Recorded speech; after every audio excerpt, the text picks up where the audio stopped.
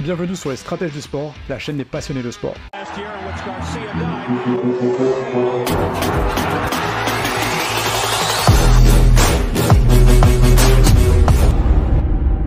Je suis Nicolas, ancien joueur de handball professionnel et entraîneur de jeunes joueurs de haut niveau. Aujourd'hui, je te présente un concept d'émission unique nommé les Maîtres du jeu, qui à travers la réception de 3 invités d'honneur ayant marqué la face du monde, chacun à leur manière et reflétant 3 profils caractéristiques de la performance dans le sport de haut niveau, le visionnaire, le leader et l'artiste, vont analyser dans le style qui les caractérise le parcours sportif et extrasportif qui a permis de façonner un athlète de légende. Aujourd'hui, nous nous penchons sur les qualités extraordinaires qui ont sculpté celui qui est considéré par beaucoup, non seulement comme le plus grand boxeur poids lourd, mais aussi le plus grand sportif de tous les temps, pour ses actions menées sur et hors des rings, Mohamed Ali, et qui résonne à travers les enseignements de nos 3 invités exceptionnels, Albert Einstein, Nelson Mandela et Léonard de Vinci. Prépare-toi à plonger dans l'essence même du succès sportif, où la théorie de la relativité d'Einstein se rencontre avec la lutte pour la justice de Mandela et où les mouvements gracieux de De Vinci dansent avec les victoires audacieuses sur le ring. Bienvenue dans les Maîtres du jeu, où l'histoire devient stratégie, la sagesse devient action et l'art devient victoire. Que le jeu commence. Muhammad Ali naît Cassius Marcellus Clay Jr. le 17 janvier 1942 à Louisville, Kentucky, a commencé la boxe à l'âge de 12 ans sous la tutelle du policier de Louisville, Joe Martin. Il a remporté une médaille d'or dans la division des poids mi-lourds aux Jeux Olympiques de 1960 à Rome et a commencé une carrière professionnelle sous la direction du Louisville Sponsoring Group, un syndicat composé de 11 hommes blancs fortunés. Muhammad Ali, né Cassius Clay, a grandi à Louisville, Kentucky. Savez-vous ce qui l'a poussé à faire de la boxe? Un jour, son vélo a été volé et un policier lui a suggéré d'apprendre à se battre avant de chercher à se venger. C'est fascinant de voir comment un événement apparemment négatif peut déclencher une réaction en chaîne menant à une grande carrière. C'est un peu comme l'effet papillon en physique. C'est une histoire inspirante, Albert. Il a transformé une expérience négative en une motivation pour apprendre à se défendre et à se battre. C'est une leçon puissante sur la transformation de la colère en quelque chose de positif. C'est vrai, Nelson, et c'est une preuve de la résilience de l'esprit humain. Face à une adversité, il a choisi de se battre plutôt que de se résigner. C'est une leçon que nous pouvons tous apprendre de lui. Ali a fait ses débuts professionnels le 29 octobre 1960, remportant une décision en 6 rounds contre Tuné Saker. De cette époque jusqu'à la fin de 1963, Ali a accumulé un record de 19-0 avec 15 victoires par KO. Après avoir commencé la boxe à un jeune âge, Muhammad Ali a rapidement gravi les échelons pour devenir un boxeur professionnel. C'est un peu comme en science, où une petite découverte peut mener à des avancées majeures. C'est vrai, Albert. Et il n'a pas seulement gravi les échelons, il a dominé le ring. En 1960, il a remporté la médaille d'or aux Jeux Olympiques de Rome en boxe poids lourd. C'est une réalisation remarquable qui a marqué le début de sa carrière professionnelle. Et n'oublions pas son style unique. Il était connu pour sa vitesse et son agilité, des qualités qui n'étaient pas courantes chez les boxeurs poids lourds de son époque. C'est un peu comme en peinture, où un style unique peut définir l'œuvre d'un artiste. La conversion publique de Muhammad Ali à l'islam en 1964 a été l'un des moments les plus déterminants de sa vie remarquable.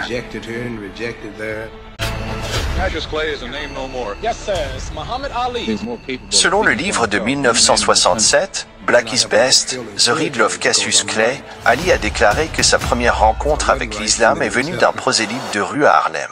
La conversion à l'islam de Muhammad Ali a été un tournant majeur dans sa vie. Cela me rappelle la révolution que la théorie de la relativité a apportée à ma compréhension de l'univers. C'était un changement radical, une nouvelle perspective qui a redéfini sa vision du monde et de la spiritualité. En effet, Albert, sa conversion à l'islam a également illustré sa volonté de défendre ses convictions, même au prix de l'adversité. Cela reflète la résistance et la détermination que j'ai vues chez tant de personnes luttant pour la justice et l'égalité. Sa conversion à l'islam a été comme une nouvelle couche de peinture sur un chef-d'œuvre en constante évolution. Cela avait ajouté une profondeur et une complexité supplémentaires à sa personnalité. tout comme mes peintures ont gagné en richesse avec chaque nouveau pigment que j'ai découvert. Avant de poursuivre, j'aimerais vous rappeler qu'en plus du contenu que vous appréciez ici, je vous propose 3 formations en ligne. Pour les athlètes ambitieux voulant accéder aux stratégies clés de gestion de carrière, ma formation « Devenez une élite du sport, stratégie essentielle pour une carrière d'exception ». Pour les parents qui soutiennent les rêves de leurs enfants, ma formation « Parents de champions, stratégie pour façonner un jeune sportif de haut niveau ». Pour les sportifs de haut niveau envisageant une reconversion professionnelle, transition triomphante et stratégie gagnante pour la reconversion des athlètes. Et pour dès maintenant vous initier aux stratégies des sportifs d'élite, construire les fondations de votre carrière, accédez à ma formation offerte, les stratèges du sport. Toutes les informations et liens sont disponibles en description ci-dessous. Merci et bravo pour votre soutien continu et de votre engagement envers votre succès sportif.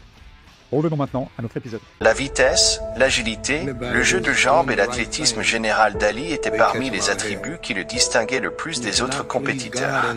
Il a été dit qu'il était un poids lourd qui se déplaçait comme un poids léger.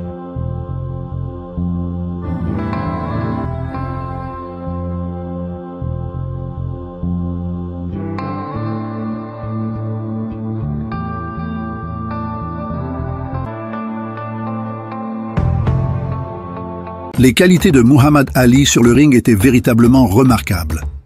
Sa vitesse et son agilité étaient presque surnaturelles, tout comme les particules subatomiques qui défient les lois de la physique. Sa capacité à anticiper les mouvements de ses adversaires était digne d'une théorie bien élaborée. En effet, Albert. Mais ce n'était pas seulement sa technique qui le rendait exceptionnel. C'était aussi son courage, sa détermination et sa résilience. Il a montré au monde entier que la force mentale est aussi importante que la force physique. Sa maîtrise du ring était comme une œuvre d'art en mouvement. Chaque pas, chaque esquive, c'était de la poésie en action. Il a transcendé la boxe pour devenir une figure emblématique de la grâce et de la puissance humaine. Ali a remporté une médaille d'or dans la division des poids mi-lourds aux Jeux Olympiques d'été de 1960 à Rome et a commencé une carrière professionnelle plus tard la même année. À l'âge de 22 ans, il a battu Sonny Liston pour devenir le plus jeune boxeur à détrôner un champion du monde poids lourd. Les premiers grands succès de Muhammad Ali ont été des moments charnières dans sa carrière. Sa victoire aux Jeux Olympiques de 1960 a marqué le début d'une ascension fulgurante. C'était un peu comme la validation d'une théorie révolutionnaire en physique, un moment où le monde a pris conscience de son génie. Oui, Albert. Et sa victoire contre Sonny Liston pour le titre de champion du monde poids lourd en 1964 a été un moment historique. Cela a non seulement fait de lui un champion incontesté, mais aussi une icône de la résistance et de la fierté pour tant de personnes à travers le monde. Ses succès ont été comme les premiers coups de pinceau sur une toile vierge. Chaque victoire a ajouté une nouvelle dimension à son héritage, une nouvelle couche de couleur à son portrait en tant que champion inégalé. Ce qui a fait de Muhammad Ali le plus grand de tous les temps n'était pas seulement son jeu de jambes élégant sur le ring et ses répliques spirituelles, mais comment il a mis ses convictions inébranlables en action. Il était sans équivoque noir, Ali avait un message de fierté noire et une résistance véhémente à la suprématie blanche. Avec ses enseignements islamiques, Ali était publiquement franc et sans équivoque dans ses convictions sur la race. Il a même renoncé à son nom de naissance, Cassius Clay, en 1964, l'appelant son nom d'esclave. Il a pris position contre la guerre du Vietnam. Le refus d'Ali de se battre dans la guerre du Vietnam est considéré comme un acte d'activisme. À une époque où la plupart du pays était en faveur de la guerre, l'athlète a tout risqué, sa carrière, son argent, sa réputation et plus encore, parce qu'il était fermement convaincu qu'une personne noire ne devrait pas se battre pour un pays qui lui refuse des droits fondamentaux. En partenariat avec le Centre Muhammad Ali, le Forum des athlètes et du changement social a été créé en 2005. L'objectif de l'événement est de donner une voix aux athlètes sur le changement social dans le sport. Ces engagements ont fait de Muhammad Ali une figure emblématique non seulement dans le monde de la boxe, mais aussi dans le domaine des droits de l'homme et du changement social. Les combats hors du ring de Muhammad Ali étaient tout aussi remarquables que ses exploits sur le ring. Son refus de faire la guerre du Vietnam pour ses convictions religieuses a illustré sa force de caractère et son engagement envers ses croyances. C'était un acte de courage qui a eu un impact bien au-delà du monde de la boxe. En effet, Albert, son activisme en dehors du ring a fait de lui bien plus qu'un simple champion de boxe. Il a utilisé sa renommée pour défendre les droits des Afro-Américains et s'opposer à l'injustice. Cela a fait de lui une figure emblématique de la lutte pour la justice et l'égalité.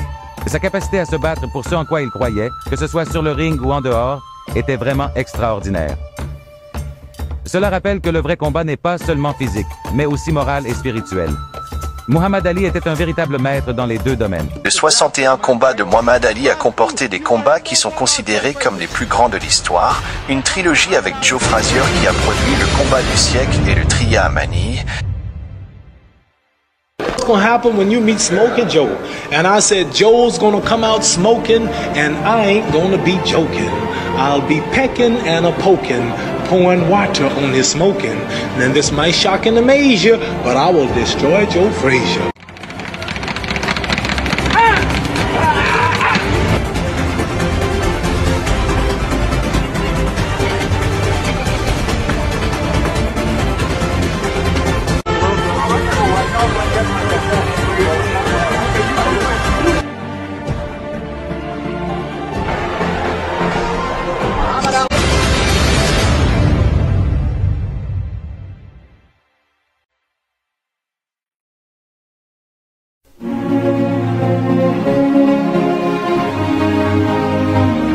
In trouble because of Muhammad Ali. Joe Frazier is going to be better than the Muhammad Ali he met 3 years ago. All people watching this interview, I'm seriously trying to put Joe Frazier and George Foreman in one night and to go down as the greatest fight of all time.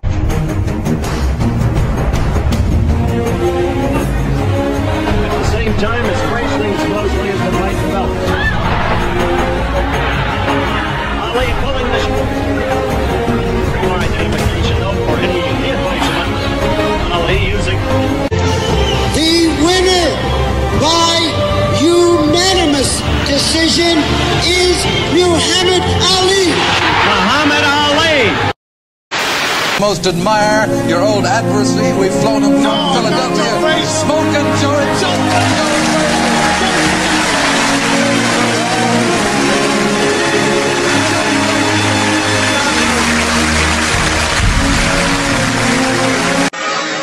The year is 1974, the place Kinshasa, Zaire. One of the most highly anticipated fights of a generation, George Foreman versus Muhammad Ali, would be known as the Rumble in the Jungle.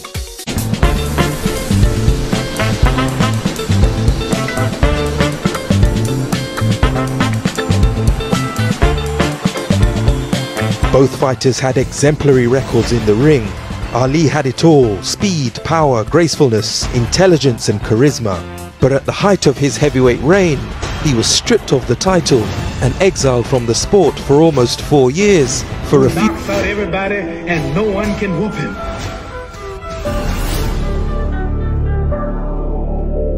You, George Foreman, all of you chumps are gonna bow when I whoop him. All of you. I know you got him. I know you got him fixed. But the man's in trouble. I'm gonna show you how great I am.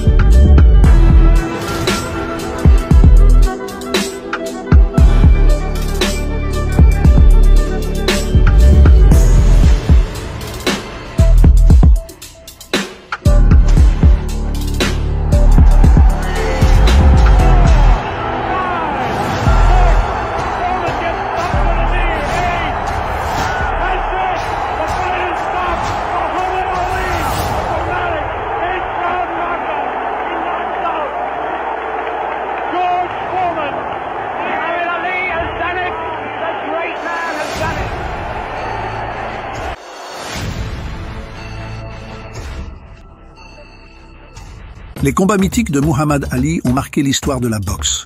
Son affrontement contre George Foreman à Kinshasa, au Zaïre, en 1974, est resté dans les annales. C'était un peu comme une expérience scientifique audacieuse, où la stratégie et la ténacité ont vaincu la force brute. Sa capacité à user de la guerre psychologique et à retourner la situation a été un exemple de maîtrise de l'art du combat. Oui, Albert. Et le Thrilla in Manila, son troisième et dernier combat contre Joe Frazier, a été un moment d'une intensité incroyable. Cela a montré sa détermination et sa résilience au plus haut niveau.